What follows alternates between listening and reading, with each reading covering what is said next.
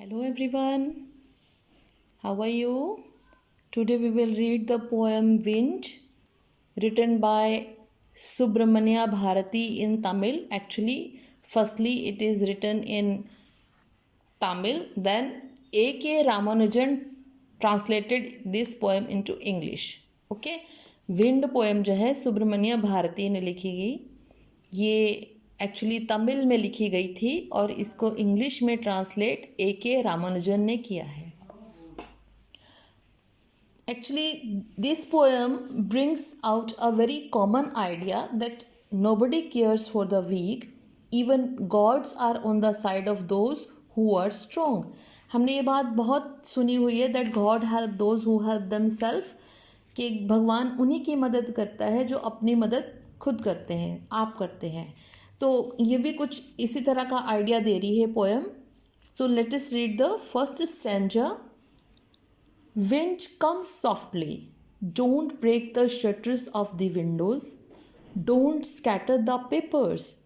Don't throw down the books on the shelf. There, look what you did. You threw them down. तो यहाँ पर जो poet है वो ये कह रहे हैं wind, O wind, come softly. Softly माने स्लोली, धीरे धीरे आओ. Don't break the shutters of the windows. खिड़कियों के शटर मत तोड़ो. Don't scatter the paper. कागज़ों को मत स्कैटर करो. स्कैटर मतलब बिखेरो मत. Don't throw down the books on the shelf. Shelf पे पड़ी हुई किताबों को मत फेंको. देयर, लुक, वो देखो. वट यू डिड, क्या किया तुमने. You through them all down, उन सबको तुमने नीचे फेंक दिया. You tore the pages of the books, तुमने किताबों के पेज फाड़ दिए हैं.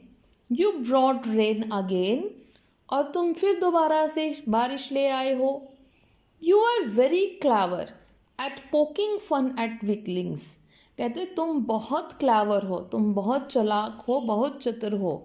Eight poking fun, poking fun मतलब मेकिंग फन, ठीक है. वीकलिंग्स मतलब वीक पीपल, ठीक.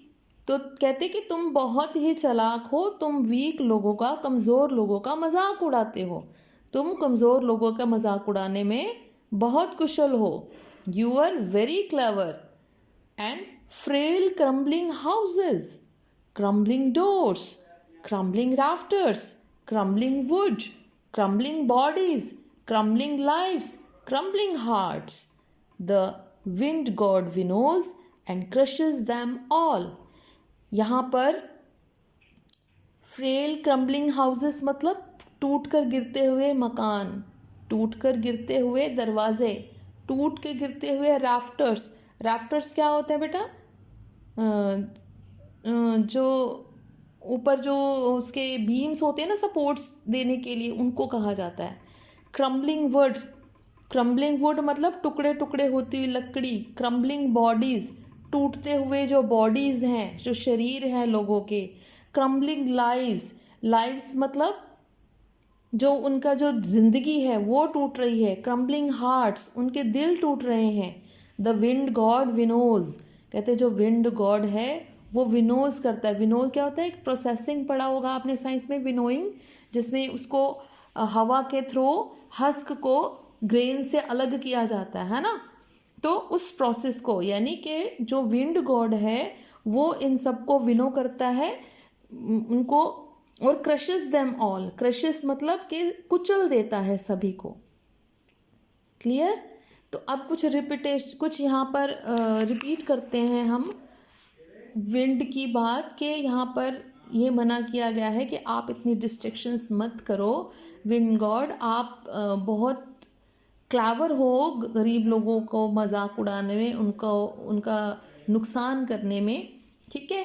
अब यहाँ पर इस पोएम की लिटरेरी डिवाइसेस देखते हैं. तो राइमिंग स्कीम देखें तो softly, Windows, paper, shelf, down, books, कहीं पे भी कोई म्यूज़िकल अफेक्ट नहीं है, कोई भी राइम नहीं है. तो हम यहाँ पे कहेंगे कि यहाँ पे कोई राइमिंग स्कीम नहीं है. जहाँ पे राइमिंग स्कीम नहीं होता उसको हम बोलते हैं free verse.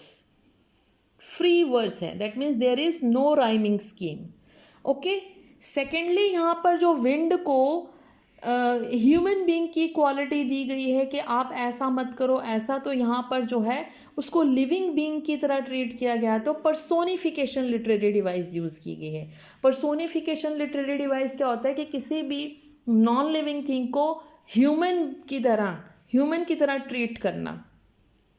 And the next is very important, anaphora. Anaphora क्या होता है? किसी भी लाइन की बिगनिंग में कॉन्जिक्यूटिव मोर देन 2 लाइन्स, ठीक है, लगातार 2 लाइनें या उससे ज़्यादा अगर सेम वर्ड से स्टार्टिंग हो. देखो यहाँ पर don't don't don't 3 times use किया गया है, तो सेम वर्ड से लगातार स्टार्टिंग है, ठीक है, मिनिमम 2 लाइन्स में होनी चाहिए, लेकिन ये 3 में है, तो इसलिए हम यहाँ कहेंगे एनाफोरा लिटरेरी डिवाइस यूज़ की गई है.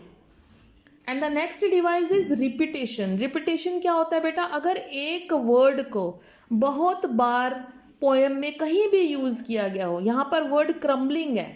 क्रम्बलिंग वर्ड देखा है आपने? कितनी बार यूज़ किया है? 1 2 3 4 5 6 7 टाइम्स यूज़ किया गया है, इसलिए हम कहेंगे यहाँ पे रिपीटेशन लिटरेरी डिवाइस यूज़ की गई है. Okay, let's read the next stanza. He won't do what you tell him. So come, let's build strong homes. अब यहाँ पर पोएट ये कहने की कोशिश कर रहा है कि तुम जैसा बोलोगे गॉड वैसा नहीं करेंगे. जैसा आप उसको कहते हो कि ऐसा करो, वैसा वो नहीं करेंगे. तो इसलिए come let's build strong home. तो इसलिए आओ अपने घरों को मजबूत बनाएं. Let's joint the door firmly. आओ हम दरवाजे बहुत पक्की तरह से लगाएं. फॉर्मली मतलब मजबूत लगाएं. Practice to form the body. अपने शरीर को सॉलिड बनाएं, बॉडी बनाएं अपनी. Make the heart steadfast. अपने हार्ट को स्टेबल करें. हमारा दिल जो है अटल रहे, एक तरह अडिग रहे. Do this. ऐसा करोगे, ऐसा करो. And the wind will be friends with us. अगर तुम इस तरह करोगे तो हवा जो है हमारी दोस्त बन जाएगी. The wind blows out weak fires. यहाँ पर एक एग्जाम्पल देके हमें वो बता रहे हैं कि जो विंड है, अगर आग का एग्जाम्पल लिया है उन्होंने कि अगर आग कमज़ोर है, हल्की सी चिंगारी है और हवा चलती है तो उसको बुझा देती है. He makes strong fires roar and flourish. लेकिन अगर फायर स्ट्रॉन्ग है, आग बहुत तेज़ जल रही है, तो हवा जब चलती है तो और रोर करती है. अगर आपने देखा होगा कि अगर आप हवा में आग में फूंक मारते हो तो उसमें से एक साउंड प्रोड्यूस होती है. तो रोर का मतलब वैसे होता है गरजना, तो वो साउंड करती है. फ्लोरिश और भी ज़्यादा उसमें से लपटें उठती हैं. His friendship is good. तो सबको उसकी जो फ्रेंडशिप है वो अच्छी लगती है. We praise him every day. इसलिए हम उसकी रोज़ तारीफ़ करते हैं. तो इसलिए इसके बजाय कि भगवान के आगे हम गिड़गिड़ाएं, अपने आप को मजबूत करो. क्लियर? समझ आ गया? तो यहाँ पर जो सबसे मेन है एलिट्रेशन. एलिट्रेशन में यहाँ पर डब्ल्यू यूज़ किया गया है, तो एलिट्रेशन है. राइमिंग स्कीम कोई भी नहीं है, फ्री वर्स है यहाँ पर. अगेन फ्री वर्स है यहाँ पर, कोई राइमिंग स्कीम नहीं है. ठीक है. सिम्बॉलिज्म लिटरेरी डिवाइस है. यहाँ पर विंड को एक सिंबल की तरह यूज़ किया गया है. That is use for adversity in life. Adversity का मतलब होता है प्रतिकूल. प्रतिकूल मीन्स सारी कंडीशंस उलट होना हमारी ज़िंदगी से. ठीक है. तो सारी परिस्थितियाँ उलट होने के बावजूद भी अपने आप को स्ट्रॉन्ग करना, डिटर्मिनेशन करना और उन सब प्रॉब्लम से टैकल करना सॉलिड होके. तो ये यहाँ पर हम लोगों को पोएट ने अपनी पोएम के थ्रू इंस्पायर किया गया है.